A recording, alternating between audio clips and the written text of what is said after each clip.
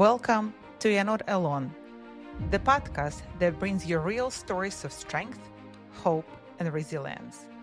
Our guests are real people, just like you, who have faced losses, anxieties, and life obstacles, but emerged stronger.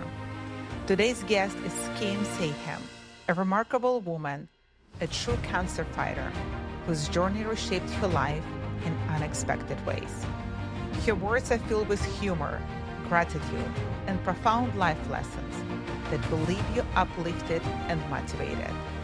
It's a conversation full of heart, wisdom, and inspiration you don't want to miss. Sit back, get inspired, and enjoy this incredible story of resilience, hope, and love. My name is Victoria. I'm a mindset mentor, Reiki master, and sound healer. I'm a CEO and founder of Self-Awesomeness and a host of this podcast. I met Kim in a group of other 30 women, but she stood out because she was different. Her strength, her energy, her power, her laughing relationship with cancer kind of fascinated me. And she introduced herself as a kick-ass Kim, and that was 100% match for her personality. Kim, thank you very much for being on today's podcast. And I would like you to tell us a little bit about yourself and tell us how your life has changed after your diagnosis. Thank you for having me. I am indeed Kick-Ass Kim, a name that was given to me as I continue to fight through cancer and many other things in life. You know, life isn't easy. It's not meant to be, I don't think.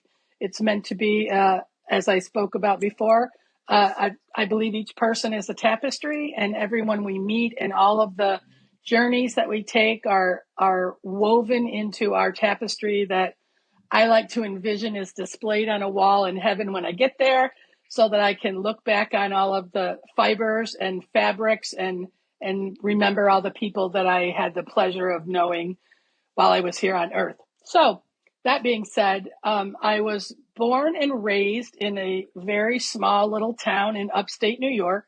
And when I say upstate, I mean I'm closer to Canada than I am to New York City. So we are upstate. It's cold and it's brutal in the winter, and it has 4 seasons, and we love it. We're now into fall and starting to become fall. I went to college to be a TV and radio broadcast host, kind of like you, but then I met the love of my life and got married, and he was in the United States Air Force, and we traveled for 24 years. Unfortunately, I lost him 2.5 years ago. And so now I'm on my own. I have 2 wonderful kids, grown and living their best lives, and I'm trying to do the same. So in 2017, I started to have some stomach issues and thought I'd always had stomach issues. And I thought, I'll go to the doctor. They'll give me some medicine. I'll be fine. It kind of felt like, that first day when you say you're going to start working out and you do like 200 crunches, and then the next day your stomach feels like this. That's how I felt all the time, and it wouldn't release. And so I thought, I must have, pulled striated muscle, or I went to the doctor, and the doctor said, I think it's this, and we're going to put you on some prednisone, and you're going to gain lots of weight, and you're going to be unhappy and depressed, and yay. So that's kind of what happened. And then in 2019, almost 2 years later, it still was not any better. And so he said, I think you need to see an oncologist. True story. And the next thing I know, I was laying on the floor in his office, and he was standing over me going, are you okay? Because I fainted. And I was there alone because I wasn't expecting that diagnosis, or even discussion. And I remember getting in the car and calling my husband and goes, he thinks I have cancer. I mean, I went there for a follow-up on whatever. Yeah. And so that's when the fun began. And I I got an oncologist whom I love, been with him for 5-6 years now, and went and got a biopsy done. And then the waiting, which if you are somebody who's in the waiting phase, all I can tell you is buckle up and hold on and hold on to your faith. My mantra had become faith over fear. I believe that we all go through things for a reason, like I said, and that there's a lesson in everything. Sometimes we don't even know what the lesson is or never learn Correct. what the lesson is, but it's there. And maybe my lesson is to reach someone else, or is to, go through this journey so I can explain it, which I'll talk about in a second.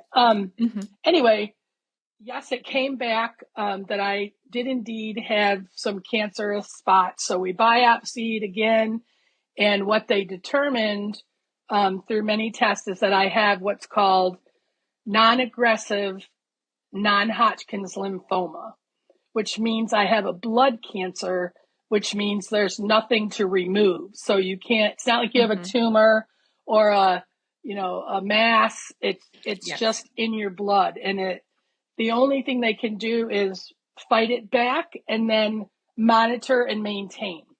So it's something that I have to learn to live with on a daily basis. And for me, my whole defense mechanism is humor and sarcasm. I'm sorry to anyone I've ever offended, but I have dark humor.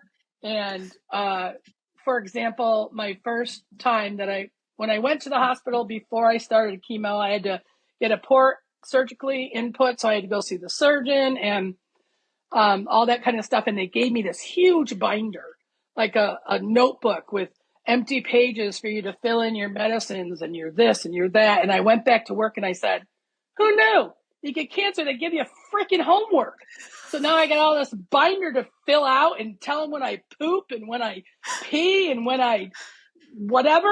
I go, this is bullshit. So anyway, friends then started saying, oh, with cancer, you get presents. So they started giving me, mugs that say fight like a girl. And one of my wonderful friends made me a chemo quilt, which I took to all my chemos because, you're freezing. They're trying to keep the temperature down for infection. And so you get to freeze to death. So I had this lovely chemo quilt. People were very kind. And when the diagnosis came fully in, I had the port and I started chemo. That was on February 14th. On Valentine's Day is when I got my port. So I said, ooh, everyone else got candle and wine or candles and chocolate and wine. And I got a life-saving device. So that was good. My first chemo was in March of 2020. Now, if you remember what happened in March of 2020, yes, the world shut down due to COVID. And so I went to my very first chemo, which is 8 hours the first time, because they're gradually increasing your dosage until they find what your body can tolerate. And then they're staring at you and taking your blood pressure every 15 minutes to see if your heart stops, if you're, all these side effects that they always have to give you. You could possibly, the commercials, here's a drug and all the side effects are 10 million things long. And you're like, no, I'm not taking that. So my husband was alive and he went to my first chemo with me, as did my daughter. And then the very next day, they shut down everything due to COVID. So then I spent the next 6 months going to treatment alone by myself. And so at that time, I had to do some soul searching and decided I could do one of two things. I could stay bitter or I could get better. And those were my options. And I chose better. So I began to enjoy my chemo time alone, where I had a bed and nobody bothered me and nobody needed anything from me. And nobody said, Mom or Kim or daughter or anything. I just had the remote to myself and watched 4 hours of television, FaceTimed with people, sent out cards. I started sending cards to other people that I heard of. I might not know them, but through Facebook or word of mouth, other people would come to me and tell me some of their friends that were had a cancer diagnosis. So I became very close with Hallmark stores, and I buy probably $50 worth, which isn't a lot because Hallmark cards are kind of expensive. But They're I usually beautiful. try to send out 3 or 4 cards a week to different people who have a cancer diagnosis. I was sending out one this morning, and they're usually inspirational. This one says, "We are tender and fierce. We are soft and strong. We are fragile and courageous, sometimes all in one day. I see your brave spirit, and I'm thinking of you." So Wow. I know that when It's I went through beautiful. my first chemo, you're very alone, especially if you are like me with a blood cancer. You have to, while you're going through chemo, you're not allowed to be near people. So I was Hmm. quarantined 1 week before the rest of the world went on quarantine. And my friends like to blame me for it because they said, "You just can't do things by yourself, can you?" No, you had to drag everybody into the quarantine with you. So I was like, well, okay. That's the power. Participant in That's right. That's the kick ass. I go, you know what? If I'm going down, you're all coming down with me.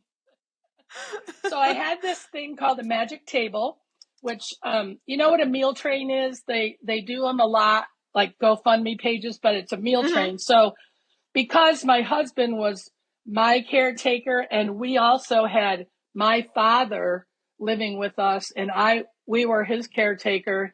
He was still very good at that time. He since has passed as well, but so my husband was, doing the meals, and because I wasn't cooking, although I have to tell you, by the grace of God, I am one of the very lucky ones who did not get sick with Hmm. anything. Like I only threw up once from chemo, and that was my very first time. And I really think it was anxiety and not the chemo. Um, Good news is that mosquitoes don't like you when you're on chemo, so they don't bite you. And I used to be a really bad mosquito person, so those days are gone, and that's another blessing. So, there's silver linings. You look for them. I have kept a gratitude book for Hmm. before my diagnosis because I believe that there is always, always something to be grateful for, whether you are, Yes. now I've lived through the unexpected death of my husband. My father's passing was there by his side. Sorry. My son's sobriety, so many things that you could give up. You could Yes. become bitter. And I have to keep reminding myself, better is better than bitter. So I keep a gratitude journal, and they're little things like clean sheets, how it feels when you Hmm. get in bed at night when you've changed your sheets. That's like one of my favorite things. I hate making my bed, but by God, I love to change the sheets. Um, Rain when you haven't had it for a long time, sleeping 8 hours in a row, because a lot Hmm. of times the medicines that they put you on, you don't sleep a lot. And so you can, go down the rabbit hole of Facebook, or you can read or whatever, but you don't do a lot of sleeping. So Yeah. that being said, I went through 6 months of very hard chemo. Of first day, I would go every 28 days, and the first day was 4 hours of chemo. Then the second day I would go back and it was 2 hours of chemo. And then the third day I would get a shot that would help my bone marrow to make cleaner blood. And Mhm. that shot is the one that bothered me the most.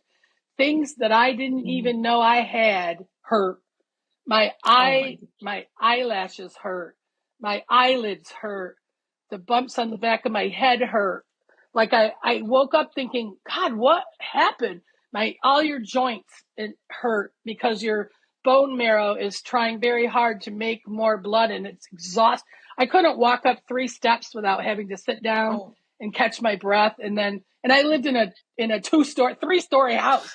So I was like, I'd go up the stairs and my husband would go, "Are you coming back?" And I'd go, "Coming back? I haven't even gotten to the top of the stairs yet." No. Um, Living through that. And then, after 6 months, he was like, "Okay, we did a PET scan, and we fought it back." And with a PET scan, you swallow this pill. Also, Mhm. you have to drink this disgusting barium, but whatever. Then they give you a contrast dye intravenously, and cancer glows like this color. So Oh. your cells, which is kind of why I wore the shirt today, so I could point to it. your cells are regularly translucent, like on a scan. But if you have cancer in them, they glow, and the brighter they glow, the worse the cancer is. So it's, imagine like pylons, like, those safety pylons. That's kind of what it was. So they looked and said, oh, you're not glowing terribly. So yay. So everything was in remission. I had to be careful about, of course we were all wearing masks and nobody was going anywhere, but I still have to be very careful. I still wear a mask when I travel, even though I get COVID every time, whatever. I still am very cautious and careful about where I go with big crowds, concerts. Mm-hmm. If I'm going to go to a concert, I'm getting a seat so that I'm not standing, Correct. shoulder to shoulder with 20,000 of my closest friends who have God knows what disease from where. But I have to compartmentalize when you have cancer or a chronic terminal illness, because if you let it, it will eat your soul. It will eat you from the inside out. It will steal your joy. It will steal your laughter. It will steal your everything. And you have to fight very hard to keep that. Some people are What keeps put on you motivated? A lot of things. One is that I still have a lot of life left, I hope. My dad lived to be 95, and his mother was 99, and his grandmother was 106. So I figure I still have at least 30 years. So this is amazing. I know, isn't it?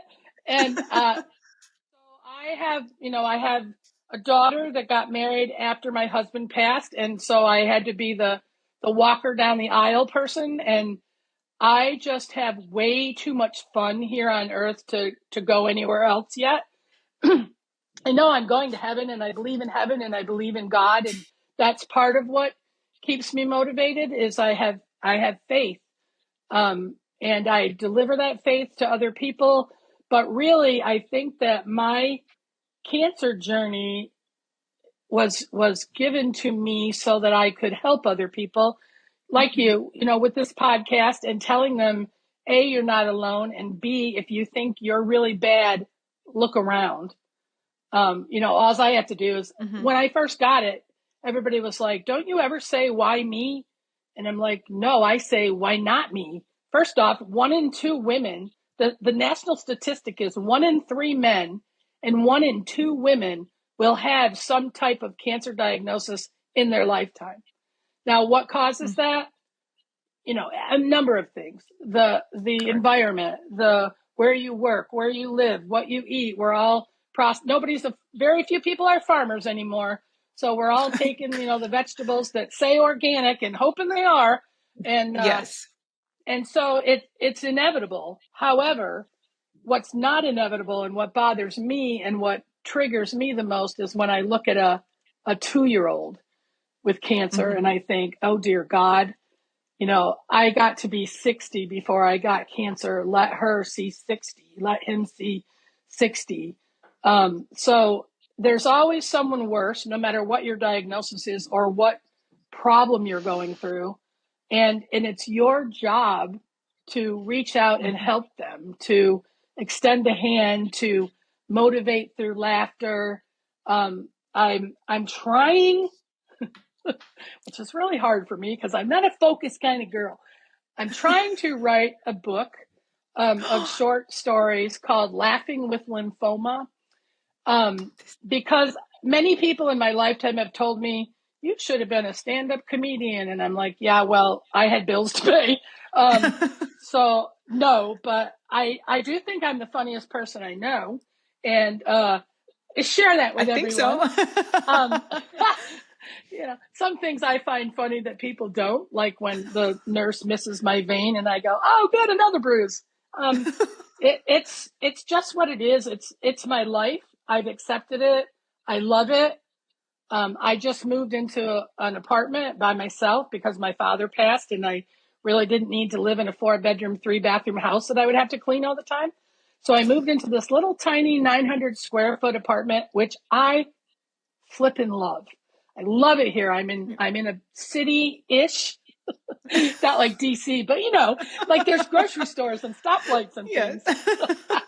And I'm very close to the cancer center. I can walk there if I want to. Oh. And my primary care doctor is actually my neighbor across the street. So I'm in a great location for me. But I'm getting out and seeing the neighborhood. I say hi to people all the time. I'm a Sharon Burstein, who is the woman at the retreat that we both went to. I do what she does. I smile at people for no reason, and then they get uneasy, like if I'm walking towards them on the sidewalk, and then they finally smile back, and then I go, there it is. Nice smile. I have to harass people every day. It's what I do. It's what I live for. Mm-hmm. So I'm now dipping my toe into the dating pool. So that's fun. That's fun for me and not so fun for my son. Oh, is he jealous? He's not. He's 20. He's going to be 30. He's not jealous. He's protective. And Protective. both my kids said, well, if you're going to date off of a dating app, we're going to need to put one of those tracker things on your phone. So we know you're safe. I said, okay, but if it's like at a Motel 6 for 8 hours, my daughter goes, no. I don't want, never mind. Call me if you're not dead. Okay. So it's just, life is life. You only get one as far as I know. I mean, I get another one on the other side and it's different and probably better, but I pretty freaking like the one I have. So a cancer diagnosis is not the end of your world. I luckily don't have a terminal. I'm not near death. I don't know what it's like to get one of those diagnoses. And I can only imagine. I literally, the first time in my diagnosis, even though he said, you're not going to die from this, because that was the first question I asked him, is this going to kill me? And I was not yet 60. And so I said, am I going to see 60? And he said, yes. I said, am I going to see 65? Yes. Unless you're hit by a bus, and then every man for himself. Okay. Yes. But my oncologist says his job is to keep me alive this year, because every day there are new advances, new trials, new drugs, new cures, new around the corner. And I just have to keep fighting to get there. And I just want to bring thousands of people with me on that journey, so that they know to keep fighting and to stay optimistic and to find the humor, find the humor in whatever's happening around you. If you can do that, you'll be okay. Yeah. Yeah. It's so beautiful what you said. It's either faith over fear, and it keeps you going. Like, Faith I over love fear. that. Yes. Yep. And stay bitter or be better. It's so, I think it Be better or you. be better. Yes, it's about the positivity, right? And that mindset. It's you making that choice whom you want to be. But I'm sure you've had you've had the toughest moments probably during, especially like 6 months of your chemo. Who supported you? What helped you do not just give up and become bitter? My friends, I had great coworkers when I was working at the time. Now I'm gainfully retired and loving it. I had great coworkers who were supportive of me every day while I was at work. I actually worked 40 hours a week from home while I was on chemo. I worked remotely, and I found keeping myself busy was better than sitting around listening to my body hurt. You know what I mean? I had my days, I had days where you lay in the fetal position and cry, and you go, I can't do this again. But then it happens and you do it again. I'm currently on treatment. I go once every 2 months. I'm actually going Wednesday of this week. I get immunotherapy once every 2 months. I have to do that for 2 years. I have another 7 months left for that. And then we reassess, and I'll do whatever they tell me to do, because I am staying here in my cute apartment as long as I can. And I'm hoping to inspire thousands of other people to do the same. It's a fight. That's why they call it a fight. Be prepared to fight.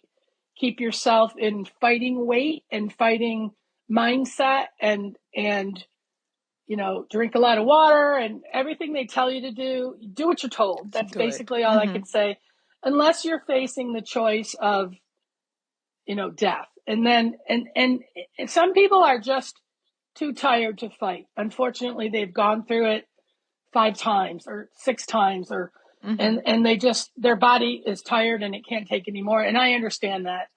But if you have fight left in you, then use it. And by all means, reach out to somebody, join a community, get with a support group, rally your friends for non-alcoholic wine. That's such a thing. There is a thing. I went to my doctor the other day and she said, my liver was affected by the chemo. And so I have an enlarged liver and I'm not supposed to drink alcohol. And she said, "You're not drinking alcohol, are you?" And I said, "Oh, I would never." And then I had a tequila and Diet Coke that night at dinner. Oh, well, hope she's not watching your podcast. Sorry, Dr. Ellen. Anyway, sometimes you just got to say WTF and have one anyway. So I very rarely drink. I was out to dinner with friends and, whatever. But most of the time I'm a water, soda, diet soda, decaffeinated everything person. But it's very, very 95% of your battle is mindset and positive spirit and having support. And if you don't have support at home, find it. Find it through the cancer center, find it through your church or synagogue or temple or Buddhist, whatever they're called, whatever works for you. A lot of massage. I'm a great believer in Reiki and massage and human touch and connecting my chakras and aligning my whatever I need to. My chiropractor is my best friend.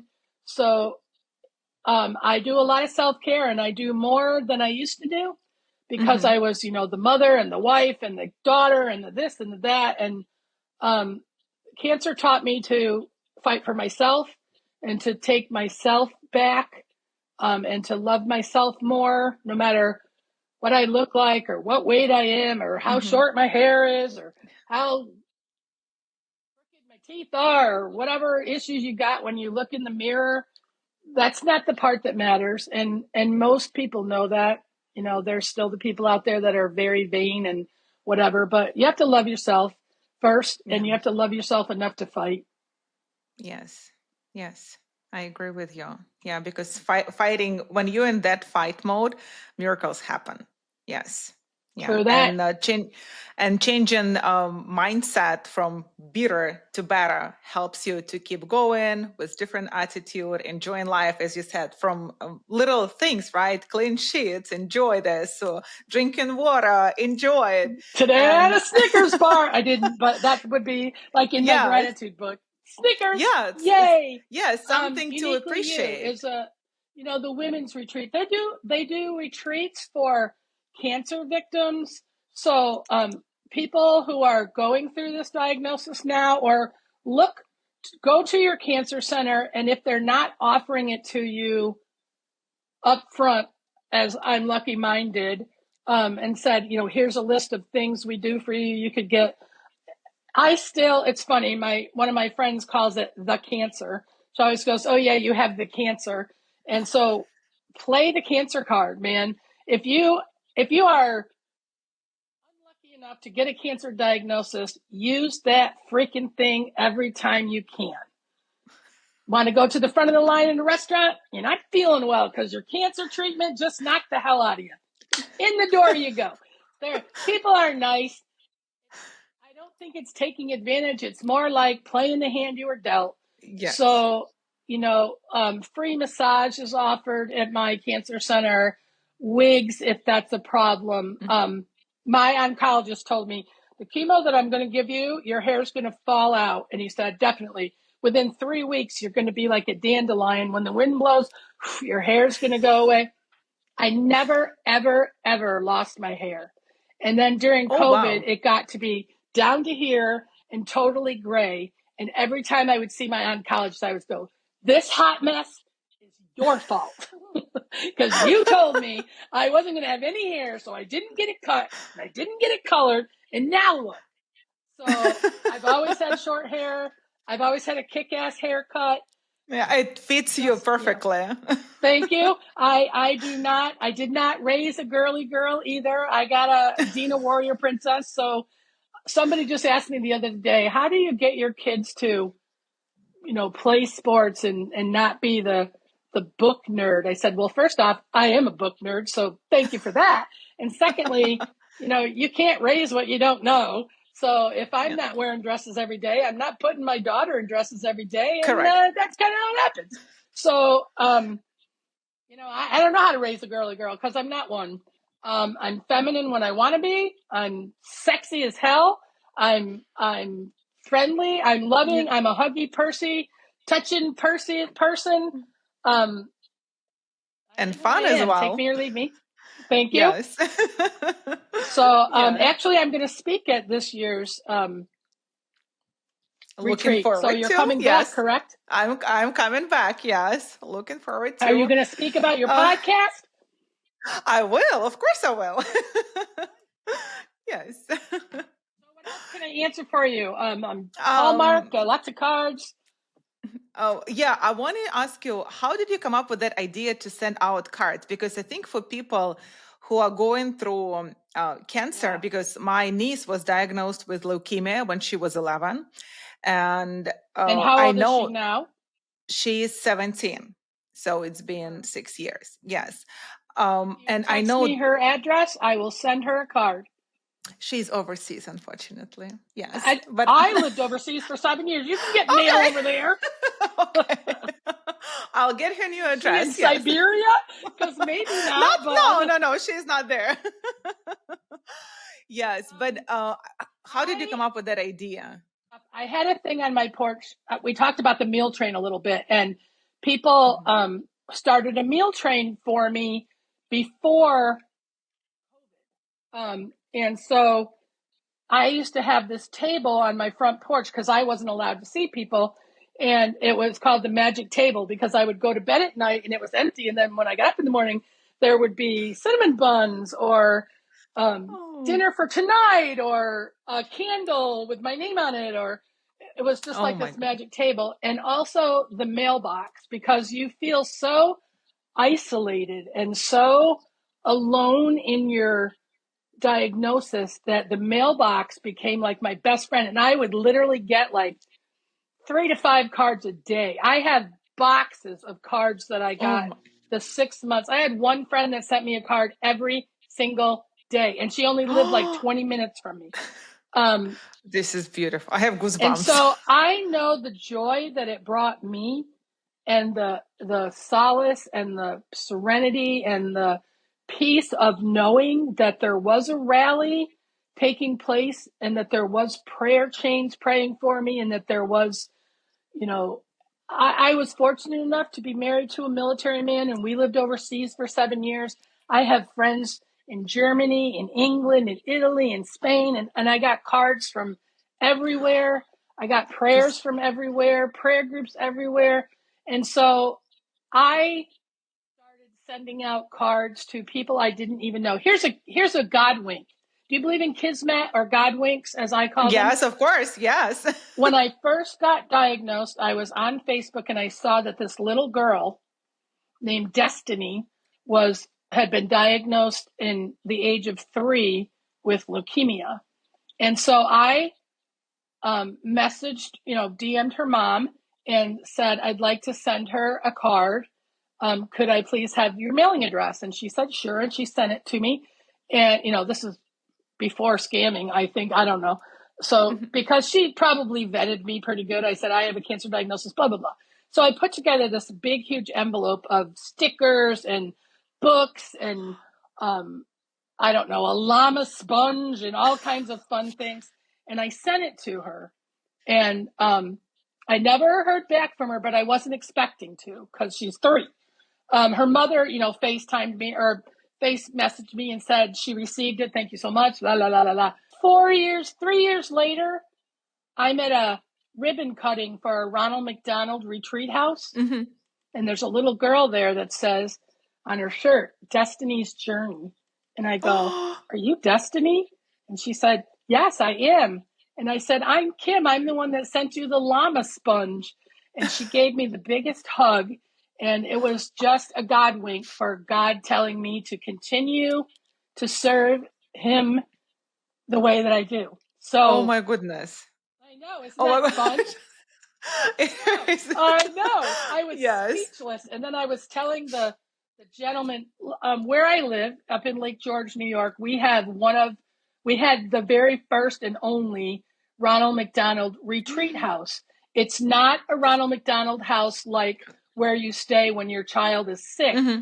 It's a retreat house where you come to make memories, where you come to vacation and you come either with the child and make great memories because they're not going to live that long, or you come after they've passed so that your family can grieve but still make some memories.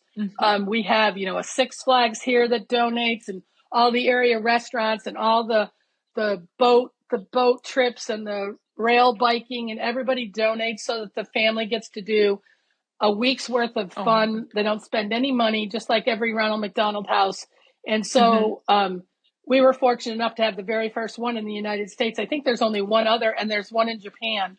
Oh, wow. So I did the ribbon cutting, and I met Destiny there. So when I was telling the organizer of the house that, it just became this very powerful story, and that inspires me to keep going and keep sending things, even if it's a card, because getting mail that doesn't say your mammogram came back and we need to see you, or it doesn't say your chemo treatment bill was $66,000. Yes. Or it's, that was really an eye opener for me on pricing. And, God bless the United States military for offering the dependents health insurance, because my first chemo bill was $66,000. Oh my goodness. Oh my goodness. And they wonder why people have medical bankruptcy.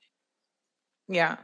Yes. Unfortunately. My copay, I probably paid over the whole year of treatment, maybe $3,000 in copays. It could have been $1 million if I didn't have insurance. Yeah. So it's imperative that, people keep up with their screenings. If you're a woman, it's October, get those tatas checked, because it's, Breast Cancer Awareness Month, and we need you here on earth with us. So get your pap smears, get your women, get your men, get your prostate checked, and your colon, do your colonoscopies, because knowledge is power, and you can bury your head in the sand if you want to, but the results are not going to be the same. If you wait too long, it's like anything else. You have an infection in your finger and you wait, they might have to cut your finger off. You have to be brave, pull up your big girl panties, and go get your tests done and face things head on as they come, because knowledge is power.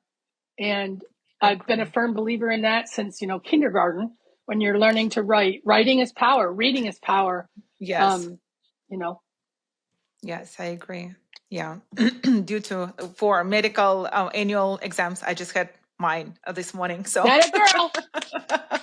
Yes, I'm very consistent with that. So annual checkups must be done. Yeah. Men there running your editing machines, you get checked as well. Okay. Yes. There you go. Yes. So Kim, looking back, what do you feel you've learned from this experience? You were diagnosed with cancer. You lost your love of your life. You lost your dad.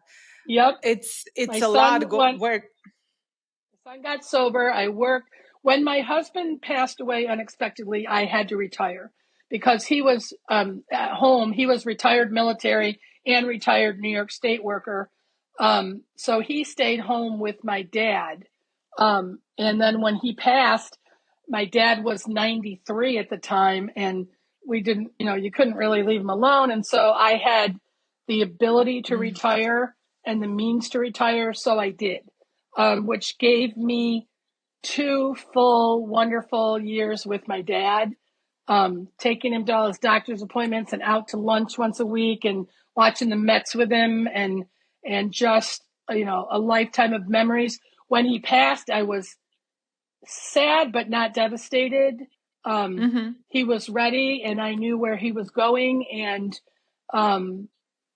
I had said everything I needed to say to him, unlike, I said everything I needed to say to my husband all the time, but not, you never know. You never know when this is the last time you're going to. So tell your friends on the phone when you hang up you love them, your sister, your kids, the doctor, your priest. I don't care who it is. I tell everybody when I hang up, love you.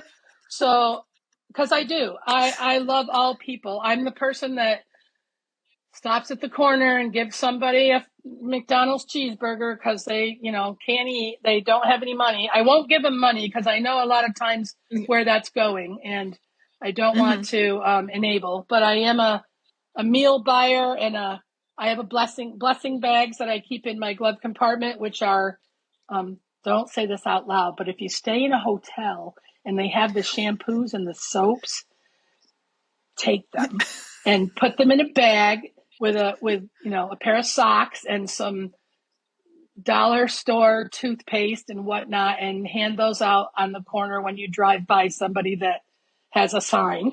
I call them blessing bags, and I keep them in my car and give them out because they're there, but for the grace of God go I. Nobody asks to be an alcoholic. Nobody asks to be a veteran who's forgotten. No one asks to be a cancer victim. No one asks to have to beg.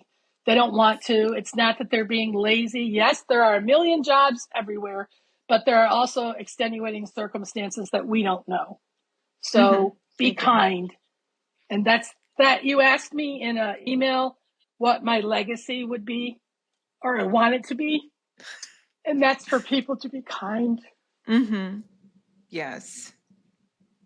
Yeah, for people to be kind. Yeah, because as you said, sometimes we don't know the circumstances and we judge people a lot, and we forget about kindness and being just nice to people. And we've all been on the other side of judging as well. I'm a curvy woman. I'm a large, short, curvy woman, and I'm judged all the time by, how untall or height challenged I am and how much I weigh. It's evident. You see it. Once you become a 60-year-old heavy woman, you're pretty invisible. So you have to adopt a haircut that demands attention and take it. What advice would you give to someone who is going through something similar? Don't do it alone. Even if that means you live alone and you are alone, find your people, find your tribe, find your circle of friends. They're out there. You have them. Just what I tell people is don't expect to find different people in the same places. If you're having trouble finding new people, like in the dating scene or in any scene, if you always hang out at the same bar, you're always going to find the same people. So you either have to go back to school, go to a book club, go to the cancer center, find a resource, find a group, and there are cancer social groups. There's a social group that goes bowling or goes, to the drive-in. We still have those here. That goes to whatever. And you have to get with the people who know your experience, who've experienced it either as a caregiver, because they need, believe me, they need support as well. The person that's helping you through this is got to get help somewhere else. And hopefully it's not inside a bottle or, something to that effect, but that they know enough to find their tribe, their people. I've always been fortunate enough to build a tribe of mostly women, but I do have a few very good male friends that I spend time with, who have been a source of light for me in my life forever. And that's one of the reasons why I go back to the retreat every year. I don't see half of those women only once a year, but God bless them. They send me messages and they reach out via Facebook and they wish me happy birthday. And so then when you do go back, it's a tribe, and you've built the tribe that will help you through whatever it is that you need to go through. So whatever you're going through with a diagnosis, do not try to do it yourself. As women, we try to do everything ourselves. Oh, I can do this alone. No, I can do you it. should see me moving furniture up my apartment. I got it. Okay. You really have to humble yourself and ask for help when you need it, and rest when you need it. There is no shame in napping. There isn't. Your body needs to recover, and even after you're done with chemo, your body fatigues, and it's healing from the inside out, just like it was fighting from the inside out. And so it takes a long time, and there's trauma involved. Get a therapist. I have a great one. Seek help to stabilize you and to keep you righted, so that you don't fall down rabbit holes, and you can continue on, and you can live. Cancer anymore is not a death diagnosis unless it is.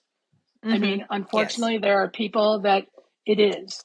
But in most cases, if you find it early and you do what you're told, you'll have a good quality of life and be able to sustain it for as long as you can, to be with the people you love and on the planet that we love.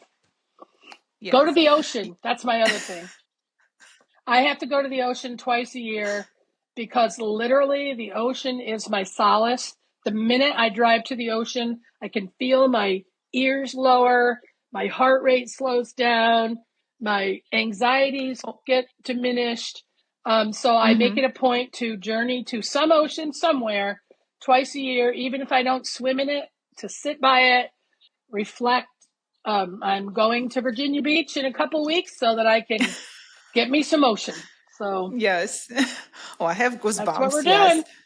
The way you describe, I mean, you're an extraordinary woman. I'm just so Thank you. kind of with your open-minded concept of living, despite everything that you went through, like over the last couple of years, right? It's just amazing. It's amazing to see your laugh about it. It's amazing to see you help so many other people at the same time. It's amazing to see that you kind of learn to live with it, and you chose faith over fear. Faith over fear. Yep. Yes, faith over fear. And I think for me, it was like the way you described that you began sending cards to cancer patients. It is beautiful, because I think this is what tells people they're not alone. So there are other people who can support them. And if somebody is going through difficult times right now, just be open-minded and look and ask for support. And don't be afraid to say that you have cancer. Don't be afraid. It doesn't mean that you're weak or something is wrong with you, because I know that there are a lot of people who think they are weak if they have cancer. So just change it. I literally have a card that someone sent me that says on the front, "Cancer does not define you," which is something you have to learn, because you feel like it. When you get a cancer diagnosis, you feel like your whole world is cancer. You can't do this because of cancer. You can't go here because of cancer. You can't, you might not be able to have children because of cancer. You can't. Yeah. It doesn't define you. It's just something you have. It's like diabetes or like another chronic, illness that you learn to live with.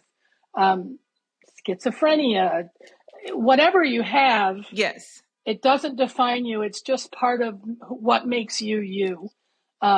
Special and special in God's eye, and an individual and uniquely you. It makes me uniquely me. Yes, it is. It does make you unique. Yeah, as I said, you are an extraordinary woman. I'm just thank you so really, much. really I appreciate fascinated that. I try about your story. Yes, I will be waiting for your book. Laughing with don't wait lymphoma, too long. Right? Definitely don't hold your breath, because I am not a good follow through person. Maybe this is probably where it's going to live. Start writing. You have your gratitude journal, so you can start writing and putting stories Lord, together. I literally, when I moved, I had to burn like 8 of them because I had stacks of them. I've been doing it for like 15 years. And I go, I can't take my 1990 gratitude book with me. So I had to have a big bonfire and burn some. But yeah. Did you flip it through? I think that my book will actually be a speaking engagements and not, I'm a talker, not a writer. So I think that it will become a speaking topics of speaking instead of a book, really. But yeah. So I appreciate your platform. I love what you're doing. I love how you're letting people know they're not alone, because we're not, but we can always feel that way.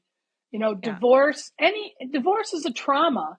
And don't be, what's the word I'm looking for? Don't be surprised if you fall under the PTSD heading after a cancer diagnosis, or after a divorce, or a untimely death of a spouse. These are things that affect your psyche and your being to the core. And you will have some, I see my husband in different places, like someone that looks just like him, and I go, it makes your heart skip a beat, and that's PTSD. I mean, it's not like, battlefield PTSD. I would never equate that to that, but you certainly have some angst-causing moments that startle you, and grief, it comes in waves, and you will grieve over your cancer diagnosis, because part of you is gone.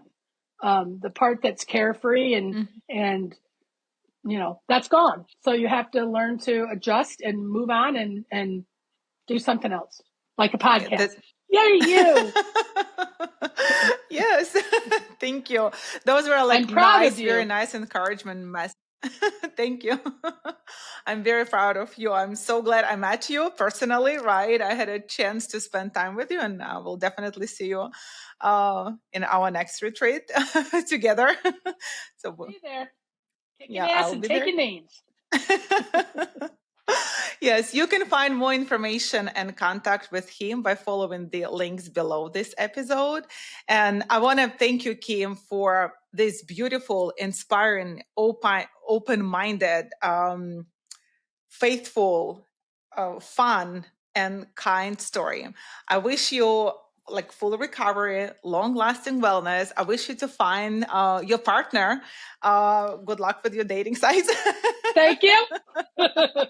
In God's time. In God's time. That's what I say when I keep meeting the frogs. I go, not God's time. Yes, and your strength is incredible. And thank you so much. Thank you for being here today. And thank you for having me. And for those who are watching and listening to us, remember, no matter how tough things get, you are not alone.